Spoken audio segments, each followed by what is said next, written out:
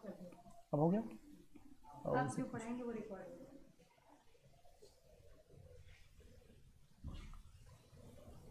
प्रिय छात्रों, अब हम लोग आगे चलते हैं, हुमायूं के बारे में अब अध्ययन करते हैं, जो शहंशाह हिंदुस्तान हुए।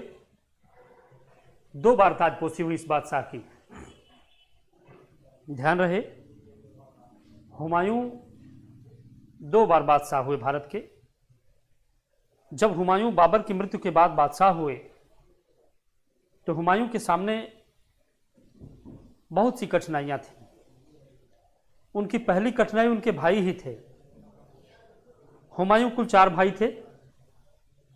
हुमायूं, कामरान, अस्करी और हिंदाल, 4 भाई थे। स्वयं बाबर के कथनानुसार, जैसा कि बाबर ने कहा था कि बेटे हुमायूं, ये चारों भाई, ये 3 भाई तुम्हारे छोटे, मैं तुम्हारे हाथों छोड़े जा रहा हूं। इन पर पुत्रवत स्नेह बरपाना, इन्हें कभी नुकसान न पहुंचाना। इसीलिए हुमायूं इन बातों को एक अच्छे पुत्र की तरह फॉलो करता रहा। उसने पहले पहले साम्राज्य विभाजन कर दिया। अर्थात हुमायूं ने अपने दिल्ली यानी आगरा में ताजपोशी के बाद कामरान को काबुल कांधार का सुल्तान बना दिया, बादशाह बना दिया। अस्करी को संभल की रियासत दे दी, अस्करी को संभल, और हिंदाल को अलवर की रियासत राजस्थान में दे दिया। इतना ही नहीं, बल्कि अपने एक चचेरे भाई को भी उसने कुछ न कुछ प्रदान किया, एक रियासत प्रदान की।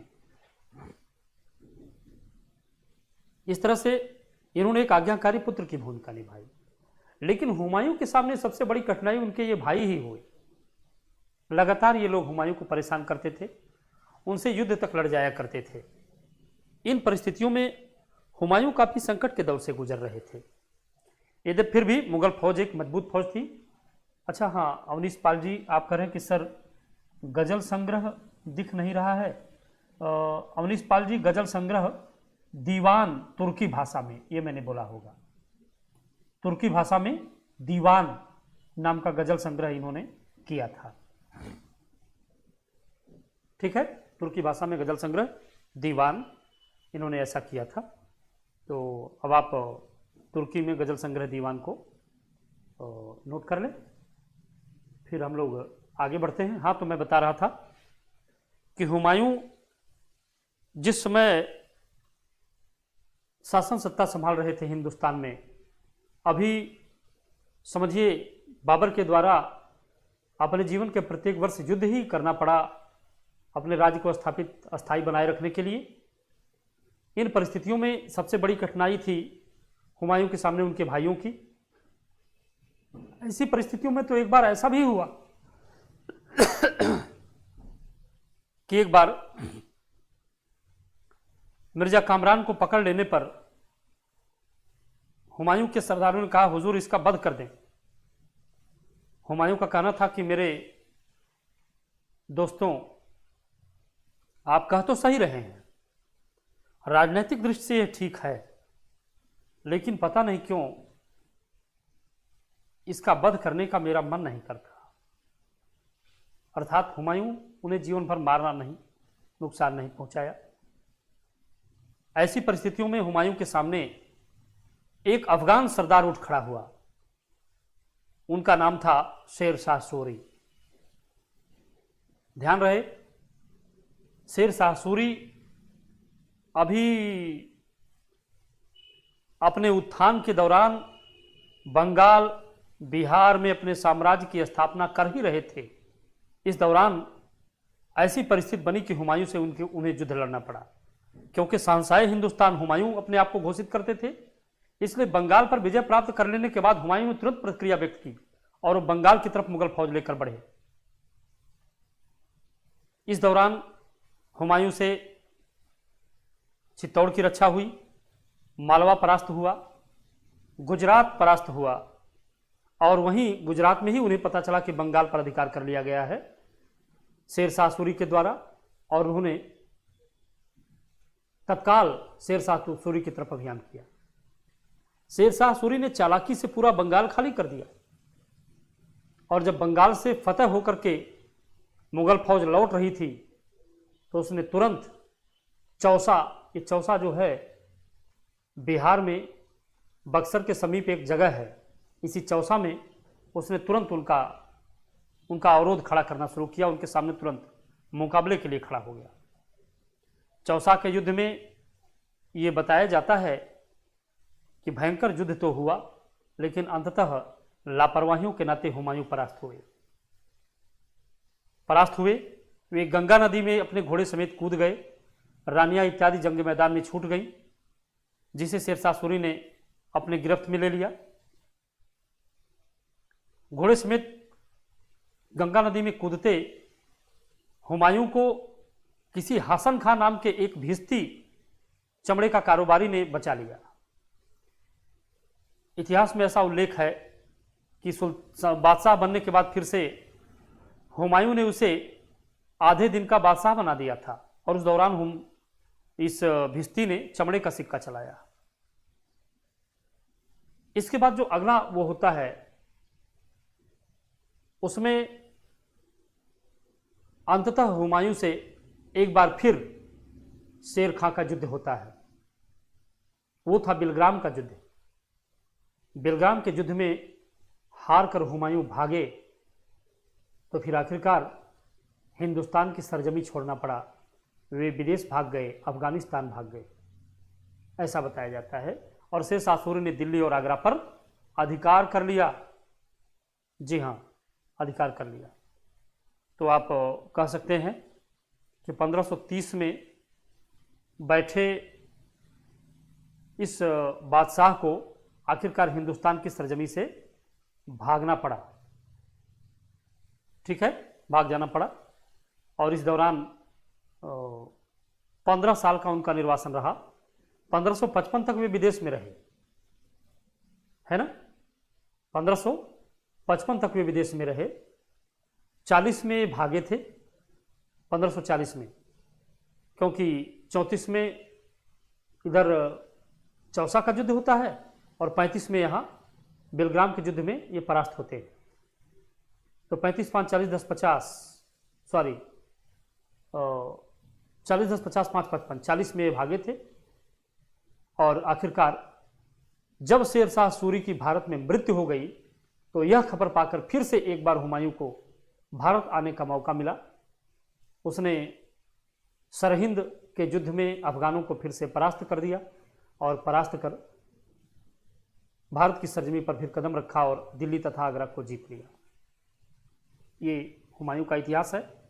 15 साल तक इन्होंने निर्वासन काल बिताया। और ये जिस समय फिर से दिल्ली में ताजपोशी करा चुके थे, ऐसे ही समय, क्योंकि कहा जाता है कि हुमायूं को पढ़ने लिखने का बड़ा शौक था। वे जहां भी युद्ध में भी जाते थे तो वे एक अच्छा पुस्तकालय लेकर चलते थे। इन्होंने दिल्ली में दीन पनाह मस्जिद की स्थापना करवाई थी। दीन पनाह मस्जिद की स्थापना करवाई थी। इतिहास में लिखा है कि दीन पनाह मस्जिद की छत पर बैठकर ये पुस्तकें पढ़ रहे थे। ऐसे में जोहर की नमाज यानी दोपहर की नमाज की आवाज़ सुनकर ये जल्दी जल्दी उतरने लगे और उतरने समय आखिरकार इनका पैर सीढ़ियों से लड़खड़ा गया। ये गिरे और गिरने के बाद इनकी मृत्यु हो गई। इतिहासकार इनके बारे में लिखते हैं कि हुमायूं का अर्थ वैसे होता है भाग्यशाली। हुमायूं का अर्थ होता है भाग्यशाली, लेकिन अफसोस हुमायूं बड़े दुर्भाग्यशाली साबित हुए, बहुत दुर्भाग्यशाली साबित हुए। इनका पैर जिंदगी भर लड़खड़ाता रहा और लड़खड़ाते हुए ही ये दीन पनाह की सीढ़ियों से गिरे, सिर की हड्डी चटक गई और इनकी मौत हो गई। ऐसा इनके बारे में कहा जाता है। हाँ, एक चीज़ और आपको बताना होगा, जिस समय ये हिंदुस्तान छोड़ दिए, ऐसे में सिंध से आगे बढ़ने पर अफगानिस्तान में इनके भाई हिंदाल ने इनको शरण दी।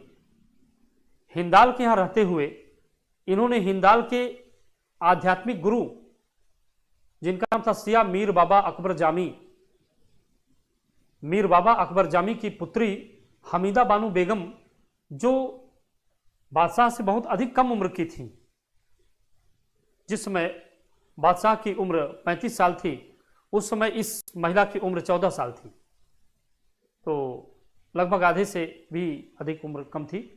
तो इस तरह से उनसे इन्होंने विवाह कर लिया और अभी इधर उधर भटक ही रहे थे। ऐसे में सिंध में इनके एक पुत्र का जन्म हुआ, जिसका नाम बड़े लाड प्यार से अकबर रखा गया। यही अकबर आगे चलकर के शहंशाह हिंदुस्तान हुए और इन्होंने भारत में मुगल राजवंश की वास्तविक नींव डाली, ऐसा कहा जाता है। तो संकेत के रूप में आपको यह भी बता दिया गया। अब आप लोगों के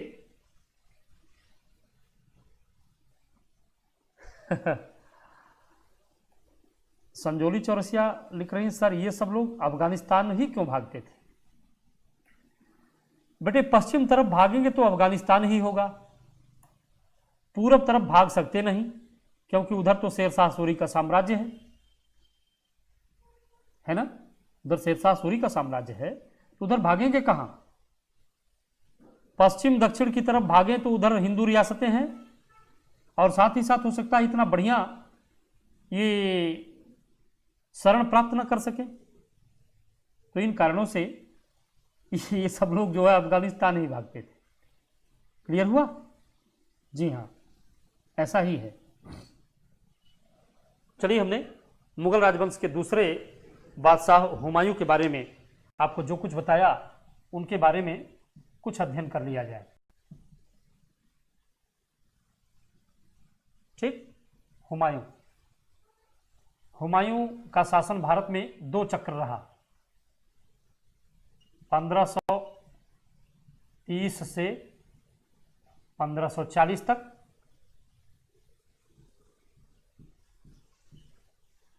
फिर 1555 ईस्वी में ये फिर बादशाह बने।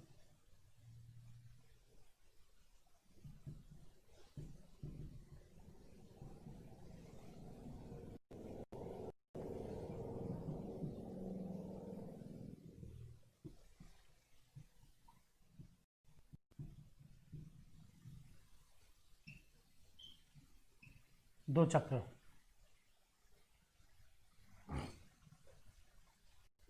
ठीक। 1555 फिर से बादशाह बने हुमायूं। ठीक, ध्यान रहे। जन्म इनका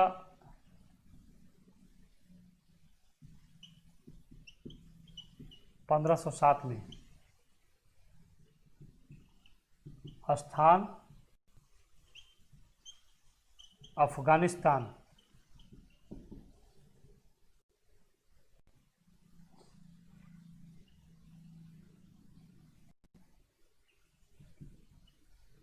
ये कुल 4 भाई थे।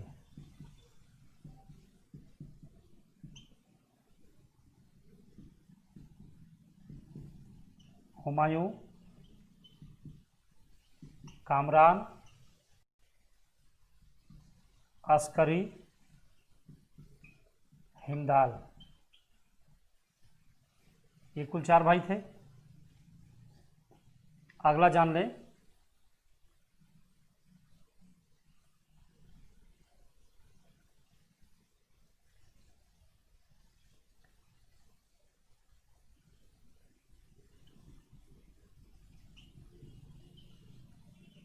शेरशाह से 2 युद्ध।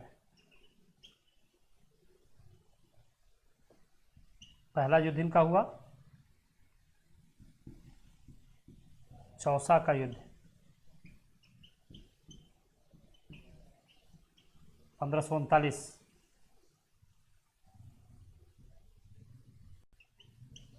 इस युद्ध में हार कर गंगा में कूद गए तथा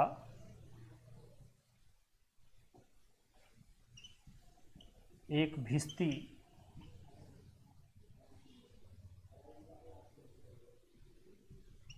ने इन्हें बचाया।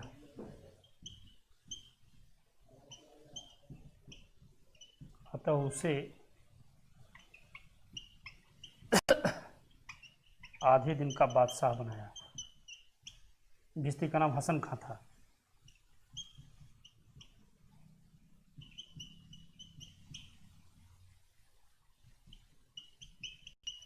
भिश्ती ने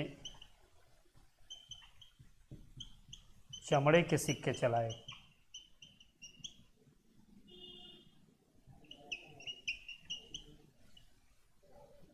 ठीक, एक युद्ध हो गया और इस दौरान इन्होंने दूसरी भी लड़ाई लड़ी। दूसरा युद्ध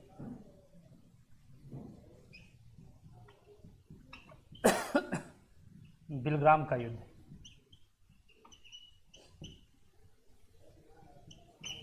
(1540)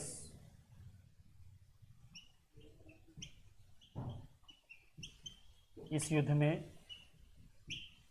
हार कर ये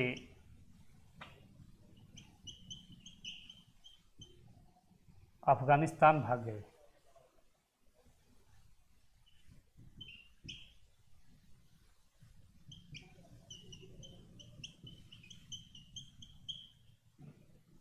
अफगानिस्तान की तरफ भागे।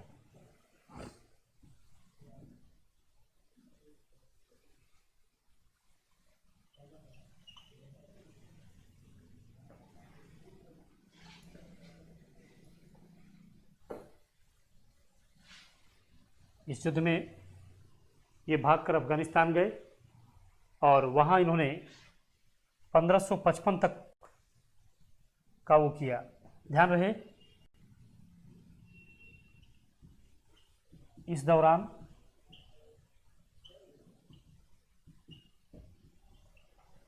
हिंडाल की धर्म बहन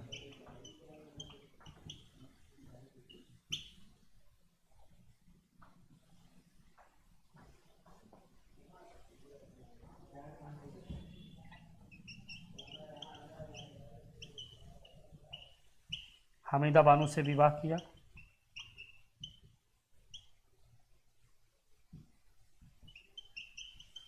जिससे अकबर का जन्म हुआ।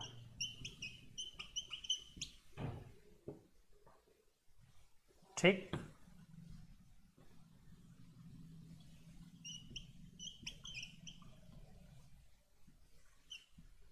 पंद्रह सौ पचपन में अफगानों को परास्त कर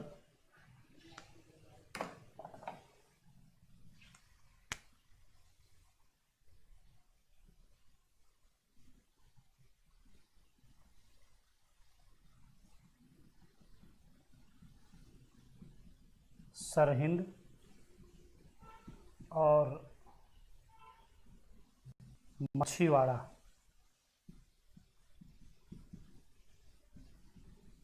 के युद्ध में हराकर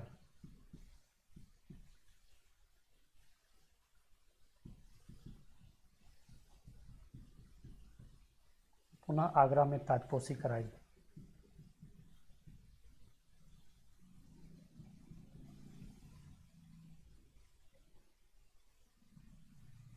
पंद्रह सौ पचपन में फिर से ताजपोशी होती है इनकी।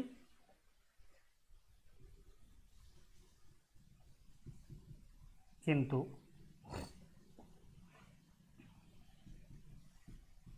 दीन पनाह की सीढ़ियों से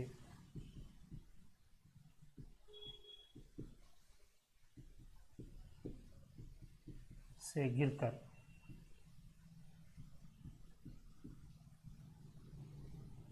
इनकी मृत्यु हो गई।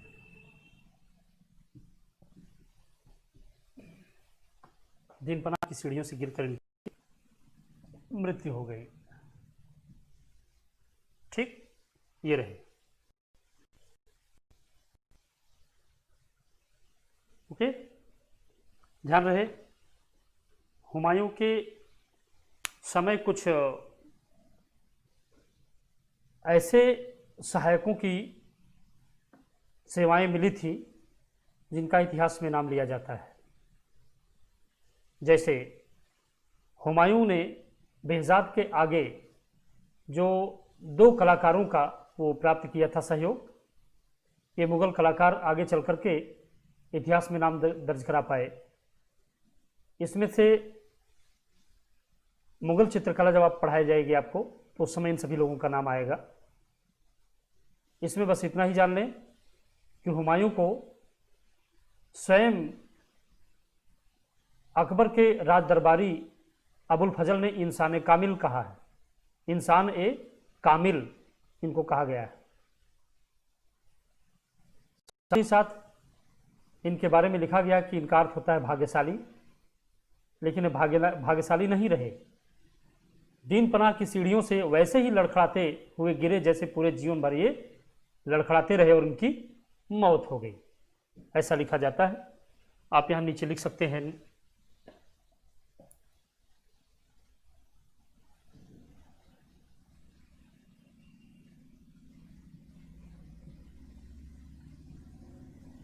हुमायूं का अर्थ है भाग्यशाली।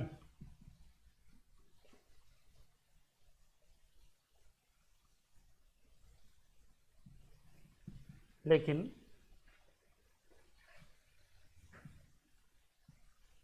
हुमायूं जीवन भर लड़खड़ाते रहे।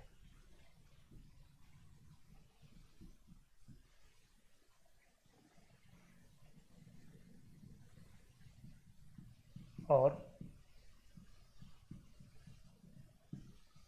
लड़खड़ाते हुए ही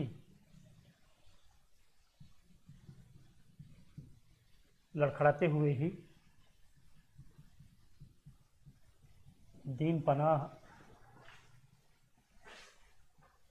की सीढ़ियों से गिरकर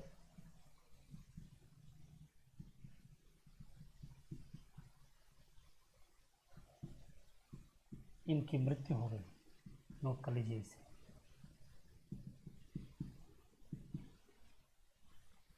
ठीक, इनके कब्र पर बाद में इनकी एक रानी बेगा बेगम ने जो है बेहतरीन मकबरा, हुमायूं का मकबरा निर्मित कराया।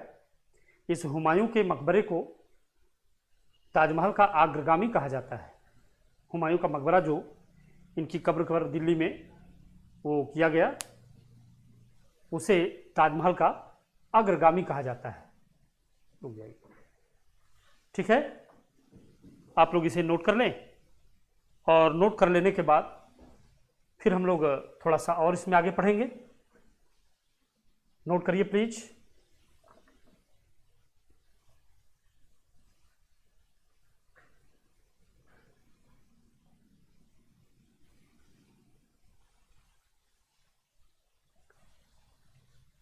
अच्छा, लास्ट स्टेंजा। इस दौरान हिंदाल की धर्म बहन हमीदा बानो बेगम से हुमायूं ने विवाह कर लिया, जिससे अकबर का जन्म हुआ। लास्ट स्टेंजा जो है, इस दौरान हिंदाल की धर्म बहन हमीदा बानो बेगम से हुमायूं ने विवाह कर लिया। इस हमीदा बानो बेगम से जन्म हुआ अकबर का। ठीक है, नोट कर लिया होगा आपने। Thank you. नोट हो गया।